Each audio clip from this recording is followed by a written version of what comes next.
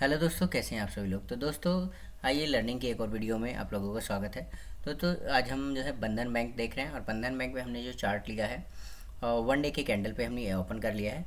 और सबसे पहले हम देखते हैं कि किस तरीके से हम इसको एनालाइज कर सकते हैं, क्या हमें पैटर्न्स कुछ दिख रहा है या क्या मार्किंग हम करते हैं जिसकी वजह से हम आइडेंटिफाई कर पाते हैं कि क्या स्टॉप लॉस हम रख सकते हैं और क्या क्या हमारे टारगेट हो सकते हैं।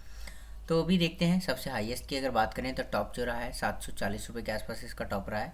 और बॉटम की बात करें तो ये 150 रुपये के आसपास का इसका बॉटम बना हुआ है सबसे नीचे की तरफ। तो लोग हमें पता चल गया, हाई पता चल गया। अब उसके बीच में अगर आप देखेंगे तो यहाँ से ये 2020 में जो है नीचे की तरफ आया था और उसके बाद से इसने कोशिश की और कोशिश करने के बाद ये 300-400 रुपये तक फिर से आ गया था, 425-26 रुपये तक। और उसके बाद फिर से नीचे की तरफ गिरता हुआ चला आ रहा है। और अभी देखेंगे तो एक तरह से ये लोअर साइड में ही जाता जा रहा है और ये बिल्कुल जो इसका लो था प्रीवियस जो है, जो लोवेस्ट है, उसके आसपास आने की तैयारी करता हुआ दिख रहा है। तो दोस्तों, यहाँ से क्या हमें शॉर्ट टर्म के लिए या लॉन्ग टर्म के लिए क्या प्लान बनता है उसके हिसाब से एक बार आइडेंटिफाई करने की कोशिश करते हैं। तो अगर मान लीजिए जहाँ पे हम एंट्री अगर प्लान करते भी हैं तो यहाँ से अगर 185 और लॉन्ग टर्म के लिए प्लान अगर करते हैं तो लॉन्ग टर्म में हो सकता है ये थोड़ा सा नीचे आके फिर से ऊपर जाए, राइट। और उसके बाद जो हमारा टारगेट जो होगा वो लॉन्ग टर्म के हिसाब से अगर आप देखते हैं तो 260, और ये 260 को भी अगर ब्रेक करता है देन उसके बाद फिर ये हमें ये आपको 350 तक के टारगेट पे देखने के लिए मिल जाएगा। यहाँ से भी देखिए काफ़ी बार रिजेक्शन हुआ है, एक बार, दो बार, तीन बार, चार बार यहाँ पे रिजेक्शन लेके भी नीचे आया है। और ऐसे ही यहाँ पे हुआ था इसका 350 के आसपास, देखिए काफ़ी रिजेक्शन लिया था, ये पूरा एक जोन में घूमता रहा यहाँ पे। उसके बाद फिर नीचे गया, फिर वहाँ पे फिर से रिजेक्शन लिया, फिर इसी तरीके से फिर दोबारा फिर से रिजेक्शन लिया। तो यहाँ से रिजेक्शन काफ़ी बार इसने लिया और नीचे की तरफ आ गया है। अभी बिल्कुल नीचे है 150 के आसपास, यानी कि 170 गया है और 170 से फिर ये ऊपर की तरफ उठ रहा है। और देखें अगर नीचे की तरफ तो थोड़ा सा गैप है, अगर यहाँ पे 150 के आसपास यहाँ से बाउंस बैक करता है तो अच्छा खासा अपसाइड देखने के लिए मिल सकता है। अब यहाँ पे एंट्री अगर लेते हैं तो हमको क्या चीज़ें ध्यान रखनी है। अगर मान लीजिए ये जो लोवेस्ट है, अगर इस लोवेस्ट को अगर ये तोड़ता है तो फिर और काफ़ी नीचे जाने की तैयारी में रह सकता है ये। तो हमको उस हिसाब से स्टॉप लॉस का ध्यान रखना है कि अगर यहाँ पे नीचे की तरफ जाता है तो हमको स्टॉप लॉस बिल्कुल स्ट्रिक्टली फॉलो करना है। अगर मान लीजिए अपसाइड में जाता रहता है तो हम उसको फिर स्टॉप लॉस को ट्रेल कर लेते हैं। तो लॉन्ग टर्म का ये व्यू देखने के लिए मिल रहा है। अगर बात करें हम शॉर्ट टर्म की, तो शॉर्ट टर्म में अगर देखते हैं तो इसको थोड़ा, अभी हमने ये मार्क तो कर लिया, अब हम करते हैं इसको थोड़ा बड़ा, और बड़ा करने के बाद इसको देखते हैं।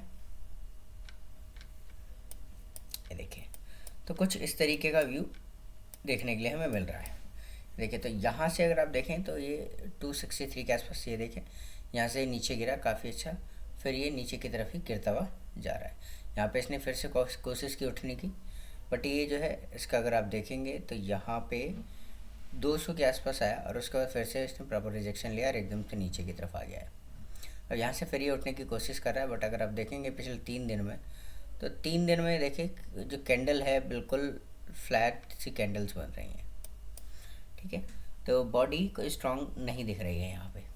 तो यहाँ से क्या होता है, ये नीचे की तरफ आता है या आप ऊपर की तरफ जाता है।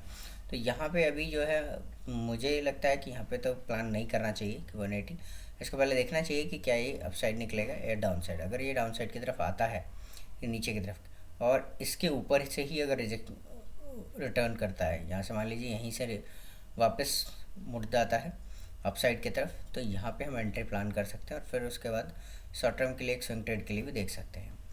अब इसको हम करते हैं 15 मिनट के चार्ट में, क्योंकि स्विंग ट्रेड में हम करते हैं तो हमको डेली और 15 मिनट दोनों देख लेना चाहिए, क्योंकि यह है उसमें ईजी हो जाता है। तो देखते हैं 15 मिनट के उस पर कैंडल पे क्या कुछ देखने के लिए मिलता है। तो ये मैंने 15 मिनट का जो है ओपन कर लिया। अब ये 15 मिनट में अगर आप देखें तो यहाँ पे अगर मैं कोई ट्रेंड लाइन अगर ड्रॉ करके देखता हूँ, ये देखिए, तो ये जो है चीज़ें दिख रही हैं, देखिए।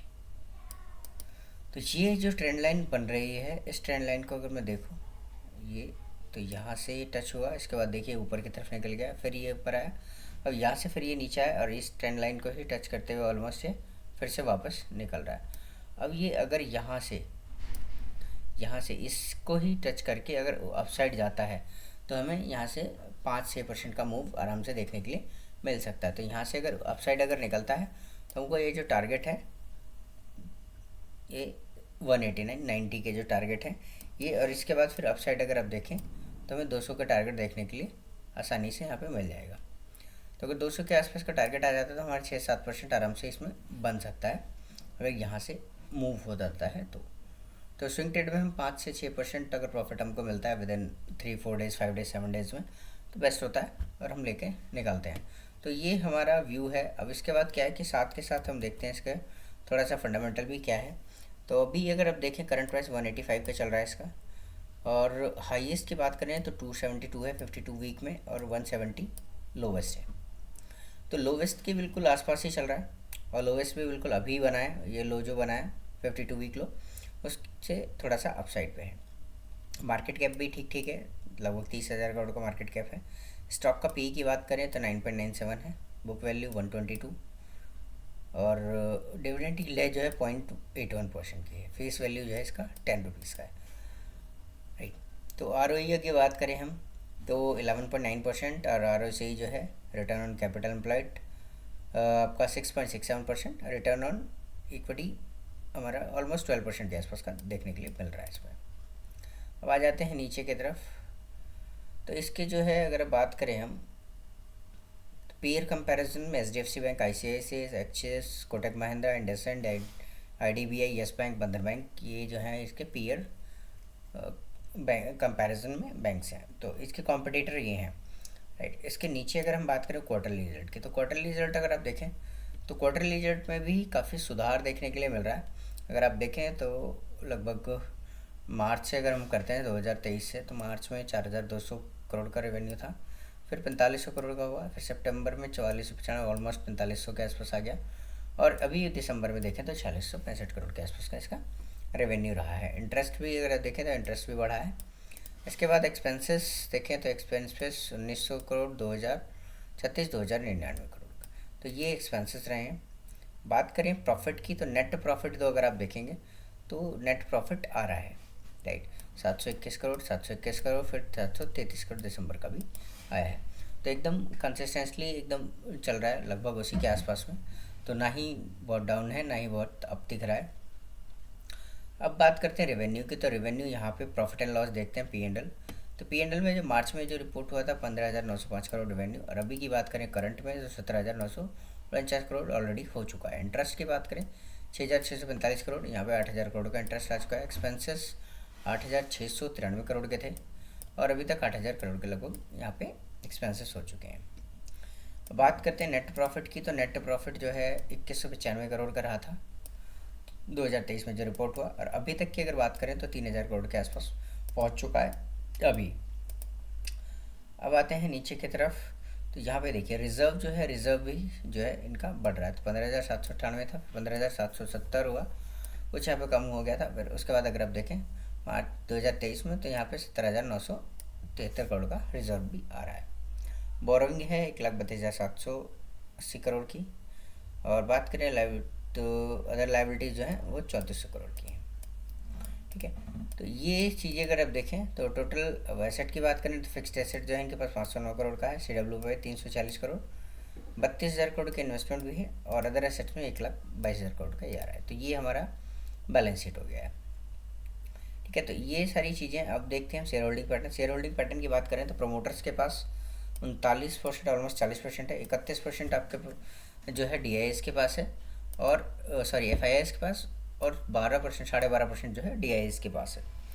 तो पब्लिक के पास जो है सिर्फ 16% का स्टेक यहाँ पे देखने के लिए मिल रहा है। तो यहाँ पे जो है अगर अपसाइड है, क्योंकि देखिए FII DIS ने भी पैसा लगाया हुआ है, तो कुछ ना कुछ तो है कि भाई अपसाइड दिखेगा ही, तभी ये पैसा लगा हुआ है। और काफ़ी टाइम से अगर आप देखें तो पीछे से काफ़ी ये DIS ने इसमें अपना स्टेक जो है बढ़ाया है। FIIs ने थोड़ा कम किया है, बट DIS जो है कॉन्टिन्यूसली अपना स्टेक जो है बढ़ाता रहा है। यहाँ पे कुछ सितंबर में थोड़ा ज़्यादा था, दिसंबर वाले उसमें देखेंगे तो वहाँ पे थोड़ी प्रॉफिट बुकिंग आई है, ठीक है। फिर उसके बाद मार्च में भी, तो यहाँ पे काफ़ी अच्छा खासा जो है देखने के लिए मिल रहा है कि चांसेस अपसाइड के हैं।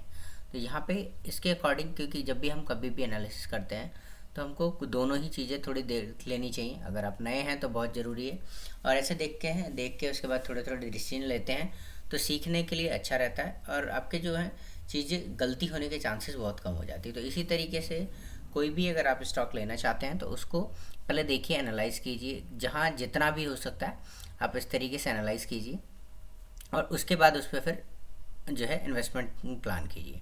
तो इस तरीके से करेंगे तो लॉस के चांसेस बहुत कम रहेंगे। आपको पता रहेगा कि मुझे यहाँ पे कहाँ पे एग्जैक्टली अगर नीचे की तरफ जाता है या लॉस होते हुए दिखता है तो कहाँ पे मेरे को एग्जिट कर देना है, ताकि लॉस कम से कम हो।